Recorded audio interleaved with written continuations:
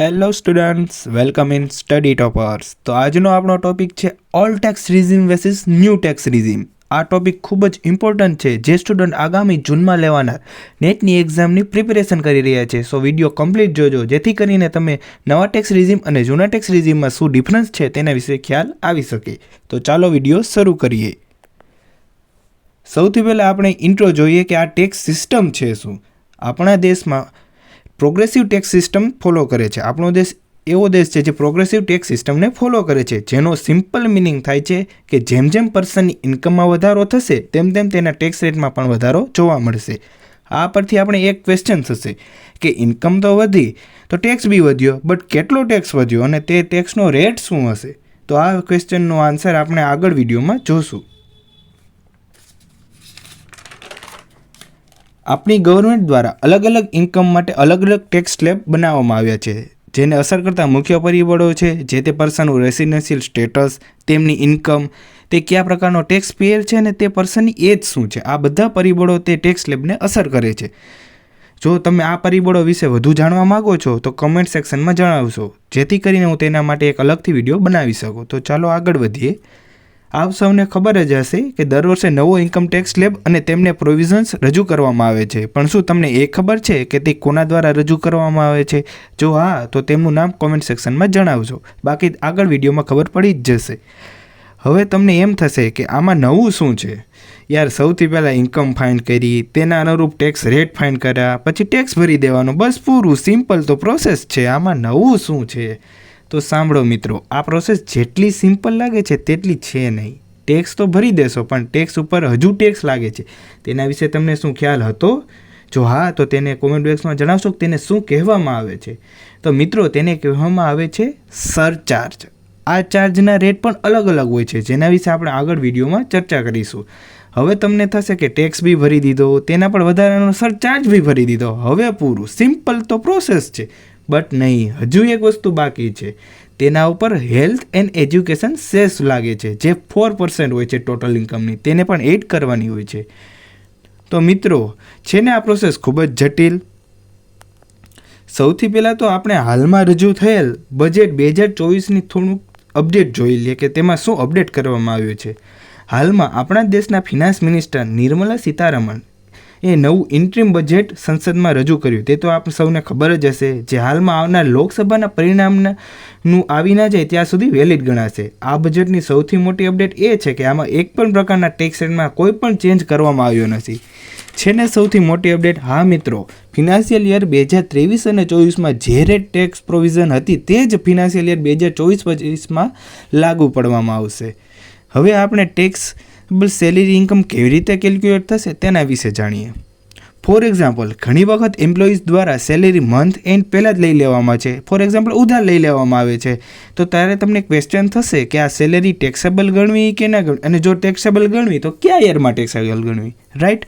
Because જો April મંથમાં salary મળવાની હતી તે આપણે માર્ચમાં જ લઈ લઈએ અને ફિનાન્શિયલ યર જે 31 માર્ચે કમ્પ્લીટ થઈ જશે, તો તે સેલેરી આપણે કયા યરમાં ટેક્સેબલ ગણવી, તે એક સૌથી મોટો ક્વેશ્ચન થશે. તેના માટે પણ અલગ પ્રોવિઝન હોવી જોઈએ. તો આપણે વાત કરી લઈએ કે આવી સેલેરીને તે જ યરમાં ટેક્સેબલ ગણવામાં આવે છે. તેના વિશે પણ હાલના બજેટમાં રજૂ કરવામાં આવી છે નવી અપડેટ. હવે આપણે મેઇન ક્વેશ્ચન ઉપર આવ્યા છીએ કે ઇન્કમ ટેક્સ સ્લેબ એટલે શું. બિકોઝ ભારતમાં જે તે પર્સનની આવકના આધારે તેનો ટેક્સ સ્લેબ નક્કી કરવામાં આવે છે, તો સૌથી જટિલ એ બાબત છે કે ટેક્સ સ્લેબ શું છે તે જાણવું જરૂરી છે. ઇન્કમ ટેક્સ સ્લેબ એટલે અમુક પ્રકારની રેન્જ, જે રેન્જમાં જો તમારી ઇન્કમ આવતી હોય તો તે પ્રમાણે ટેક્સ રેટ તે ઇન્કમ પ્રમાણે ગણાશે. ફોર એક્ઝામ્પલ, જો તમારી ઇન્કમ અહીંથી આટલી છે તો તેટલો રેટ તમારી ઇન્કમ ઉપર ગણાશે. આ ટેક્સ સ્લેબ દર વર્ષે નવું બજેટ રજૂ થાય છે ત્યારે અમુક ફેરફાર સાથે ફરીથી રજૂ કરવામાં આવે છે. ભારતમાં મુખ્ય 3 પ્રકારના ટેક્સ સ્લેબ જોવા મળે છે. ફર્સ્ટ વન છે ઇન્ડિવિજ્યુઅલ, જેમની એજ લેસ ધેન 60 યર્સ એટલે કે 60 યર્સથી ઓછી છે, તેમના માટેનો અલગ સ્લેબ છે. બીજું, સિનિયર સિટીઝન, જેમની એજ 60થી 80 યર્સ સુધીની છે, તેમના માટે પણ અલગ ટેક્સ સ્લેબ છે. અને લાસ્ટ વન કે જે સુપર સિનિયર સિટીઝન કહેવામાં આવે છે, જેમની એજ 80 યર્સ કરતાં પણ વધુ છે, તેમના માટે પણ અલગ ટેક્સ સ્લેબ જોવા મળે છે.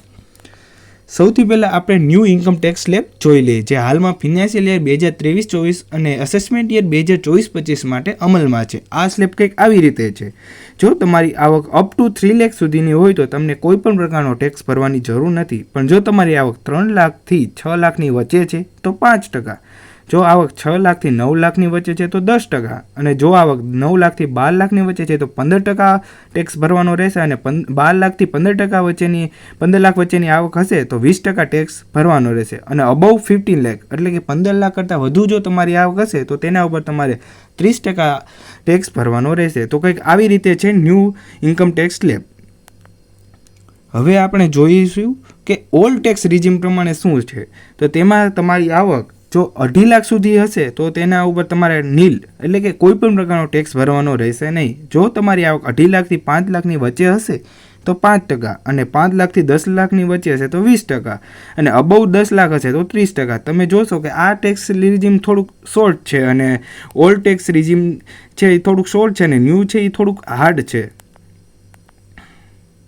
હવે આપણે વાત કરીએ કે આ બે ટેક્સ સ્લેબ વચ્ચેનો મેઇન ડિફરન્સ શું છે. તમે તમારી ઇન્કમ પર ટેક્સ કેલ્ક્યુલેટ કરશો ત્યારે તમને ઓપ્શન આપવામાં આવશે કે તમારે કયો ટેક્સ સ્લેબ મુજબ ટેક્સ ભરવો છે, ઓલ્ડ કે ન્યૂ.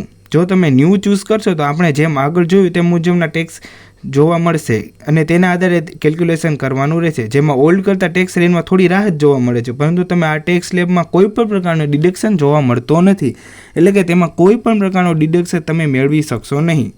હવે આપણે થોડીક હાઇલાઇટ જોઈએ કે ન્યૂ ટેક્સ રિજીમમાં શું જોવા મળે છે. ન્યૂ ઇન્કમ ટેક્સ રિજીમમાં એ ડિફોલ્ટ રહેશે, એટલે કે તમે જ્યારે ટેક્સ પે કરવા વેબસાઇટ ઉપર લોગિન કરશો ત્યારે તે by default new tax slab જોવા મળશે. ઓલ્ડ રિજીમમાં 2.5 લાખ સુધી ઇન્કમ સુધી ટેક્સ ભરવાનો રહેતો નહોતો, પરંતુ ન્યૂ ટેક્સ રિજીમમાં 3 લાખ સુધી કરી દેવામાં આવ્યો છે, અને હાઈએસ્ટ ટેક્સ રેટ 30% છે, જે અબવ 15 લાખ ઇન્કમ ઉપર જોવા મળે છે. બજેટ 2022-23 2023-24ની એનાઉન્સમેન્ટમાં રિબેટ અંડર સેક્શન 87A મુજબ ₹25,000 up to 7 lakh taxable income સુધી કરી દેવામાં આવ્યું છે. તેમજ સ્ટાન્ડર્ડ ડિડક્શનમાં પણ ₹50,000 સુધી કરી દેવામાં આવ્યું છે ન્યૂ ટેક્સ રિજીમમાં. તેમજ ફેમિલી પેન્શન પણ ₹15,000 સુધી એક્ઝામ કરી દેવામાં આવ્યું છે. તા ઉપરાંત સરચાર્જ અબવ 5 કરોડ ઇન્કમ ઉપર 37% જે ઓલ્ડ રિજીમ મુજબ હતું તે હવે 25% કરી દેવામાં આવ્યું છે. તેમજ નોન ગવર્મેન્ટ સેલેરી એમ્પ્લોયડ હોય છે તેમના માટે લીવ ઇન કેસ એક્ઝમ્પશન જોવા મળે છે, જે 3 લાખ સુધીની લિમિટ હતી ઓલ્ડ મુજબ, જે હવે ₹25 લાખ સુધી કરી દેવામાં આવી છે. આ રીતે ઓલ્ડ અને ન્યૂ ટેક્સ રિજીમ વચ્ચેનો કમ્પેરિઝન ચાર્ટ છે. આને તમે સ્ક્રીનશોટ લઈ શકો છો, અને તે આગળ તમે પણ આના વિશે અભ્યાસ કરી શકો છો. હવે જેની વાત મેં વિડીયોની શરૂઆતમાં કરી હતી તે સરચાર્જ અને હેલ્થ સેસ અને એજ્યુકેશન સેસ શું છે તેના વિશે વાત કરીએ.